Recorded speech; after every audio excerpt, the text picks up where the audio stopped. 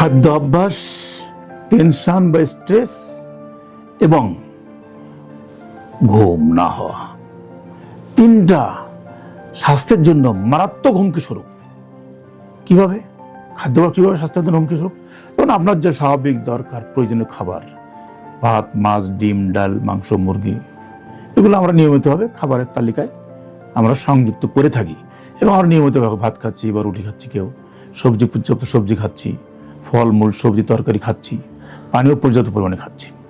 এখন এই যে নিয়মিত খাদ্য অভ্যাস, এর মধ্যে যদি কোনো রকম ব্যত্যয় ঘটে, ব্যাঘাত ঘটে, তাহলে আপনার শরীরের মধ্যে কিন্তু মারাত্মক হুমকি তৈরি করবে। সে কীভাবে করে? যেমন ধরেন খাবারের মধ্যে আমরা একটা, প্রথমে ধরি আমরা ভাত খাচ্ছি, ভাতটা রেগুলার খাই, কমন খাবার, বা রুটি কমন খাবার। রুটি তো কমন না আমাদের বাঙালিদের জন্য, ভাতটাই কমন। ভাত আমরা 3 বেলা খাই, কিন্তু এই ভাত যদি আপনি বেশি মাত্রায় খান তাহলে কী হবে? আমার শরীরের যে চাহিদা আছে, আপনি তো অতিমাত্রায় খেয়ে ফেলেন, তাহলে এই ভাতটা আপনার শরীরের জন্য ক্ষতিকারক। তখন আপনার শরীরের বিভিন্ন অঙ্গে যে এই কার্বোহাইড্রেটটা কনভার্সন হবে চর্বিতে, আর এই চর্বিগুলো ট্রাইগ্লিসারাইড, LDL, HDL, কোলেস্ট্রল, এগুলো কনভার্সন হবে, ইন্টারনাল কনভার্সন হয়, কার্বোহাইড্রেট থেকে ফ্যাট হয়, ফ্যাটি কনভার্সন হয়। এখন এই শরীরের এই ফ্যাটগুলো, কার্বোহাইড্রেট খাওয়ার কারণে এগুলো ফ্যাটি কনভার্সন হলো, তো এগুলো এখন শরীরের বিভিন্ন জায়গায় জমতে থাকবে। যেমন আপনার লিভারে জমে, যেমন ব্রেনে জমে, যেমন হার্টে জমে, ভাইটাল অর্গানে যে কোনো জায়গায় জমলে তো আপনার অবস্থা শেষ করে দিবে। হয় স্ট্রোক হবে, না MI হবে, না লিভার সিরোসিস হবেই হবে।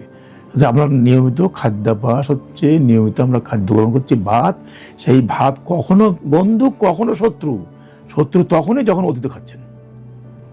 এরপর আছেন ভাতের পরে আমরা সবজিগুলো খাই, আঁশ জাতীয় সবজি খান পর্যাপ্ত পরিমাণে। এই বাজারে যত রকম তরকারি আছে, বেগুন, পটল, ঢেঁড়স, ঝিঙ্গা, চিচিঙ্গা, তারপরে হলো আপনার উস্তা, করলা, বরবটি, কচু শাক, লাল শাক, পুঁই শাক, পালং শাক, কি নাই বাজারে, এগুলো সব আঁশযুক্ত খাবার। আপনি এগুলো খাবারের সঙ্গে খান, এগুলো নিয়মিত খাবারের সঙ্গে এই তরকারি, আঁশযুক্ত তরকারিগুলো আপনি খাবেন। আপনার বাউল হ্যাবিট নর্মাল থাকবে, কোষ্ঠকাঠিন্য হবে না, বা ডায়রিয়াও হবে না।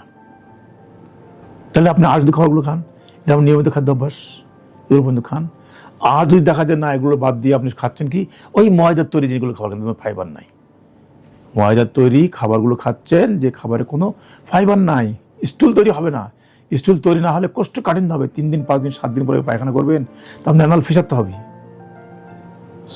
স্টুল তো হার্ড হবেই, কারণ পানিগুলো তো খেয়ে ফেলছে, কোলনে পানি খেয়ে ফেলে স্টুলকে হার্ড সলিড করে দেয়।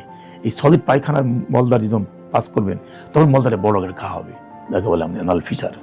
আর anal fissure, chronic anal fissure হলে তো ওরা বিশাল অঙ্কের টাকা যাবে চিকিৎসার জন্য। তাহলে এটার খাদ্যাভ্যাসের মধ্যে পড়ে। যেমন অনেকে সুগার খাচ্ছে, অ্যালকোহল খাচ্ছে, মদ খাচ্ছে, গরু মাংস, খাসির মাংস খাচ্ছে, চর্বি জাতীয়, এগুলো আপনার ফ্যাটি লিভার করতে সহায়ক। তাহলে এগুলো আপনার খাদ্যাভ্যাসের মধ্যে এই জিনিসগুলো পরিবর্তন আনতেই হবে। স্ট্রেস বা টেনশন বলি আমরা, স্ট্রেস তো বলবেন মানুষ বুঝে কম, টেনশন বলে ভালো বুঝে। টেনশন যদি কাজ করে আপনার শরীরের মধ্যে, তাহলে হয় খাবেন না, অতিরিক্ত খাবেন। সাধারণত খায় না, টেনশন হয়ে আছে, পারিবারিক, রাজনৈতিক, সামাজিক, অর্থনৈতিক, ব্যবসায়িক, চাকরি, কত রকম টেনশন কাজ করে মানুষের জীবনে, বৈবাহিক জীবনে কত টেনশন। এই টেনশন মুক্ত জীবন যদি আপনি গড়ে তুলতে পারেন, আপনি সৌভাগ্যবান ব্যক্তি।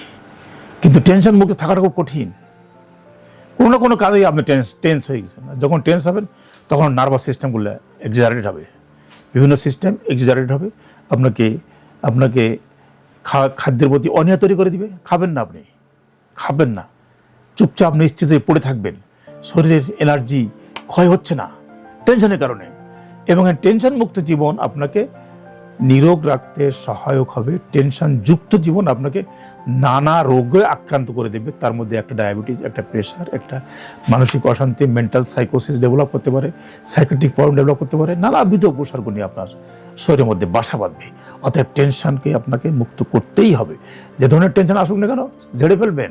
বলবেন কিসের টেনশন, স্বাভাবিক জীবনে চলে আসেন, মুহূর্তের মধ্যে বলবেন যে আমার কোনো টেনশন নাই। এই মানসিকতা গ্রহণ করেন।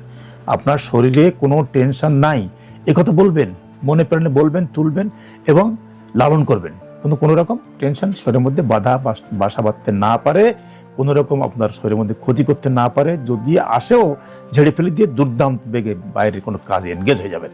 এটাই সহজ সরল পদ্ধতিতে। এরপরে যদি কাজ না হয় তাহলে আপনি ডাক্তারের কাছে যান, সাইকেট্রিক প্রবলেম আছে সেগুলো চিকিৎসা করেন, আপনি টেনশনমুক্ত থাকবেন। আবার এই অ্যান্টিসাইকোটিক ড্রাগ কিন্তু আবার আপনার শরীরের খাদ্যাভ্যাসে পরিবর্তনের সাংঘাতিক সহায়ক। মানে কিছু কিছু ড্রাগ আছে যেগুলো দিবে আপনাকে, হয় খাওয়া অরুচি হবে, না অতিমাত্রায় খাবেন। খাওয়া অরুচি হলেও আপনার অসুখ হবে, অতিমাত্রায় খাইলেও আপনার অসুখ হবে। অতএব সেদিকেও খেয়াল রাখতে হবে। আর হলো ঘুম যদি না হয়, টেনশনের কারণে কিন্তু ঘুম হয় না।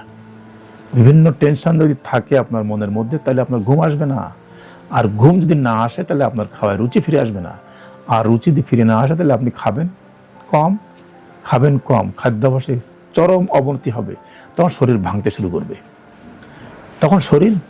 শুরু করবে, শরীর ওজন কমে থাকবে এবং নানাবিধ রোগে kidney disease, heart disease, liver disease, ব্রেনের ডিজিজ সব এসে আপনার শরীরের মধ্যে আস্তানা গাড়বে। ধীরে ধীরে আপনি ক্রমান্বয়ে মৃত্যুর মুখে ধাবিত হবেন। ধন্যবাদ।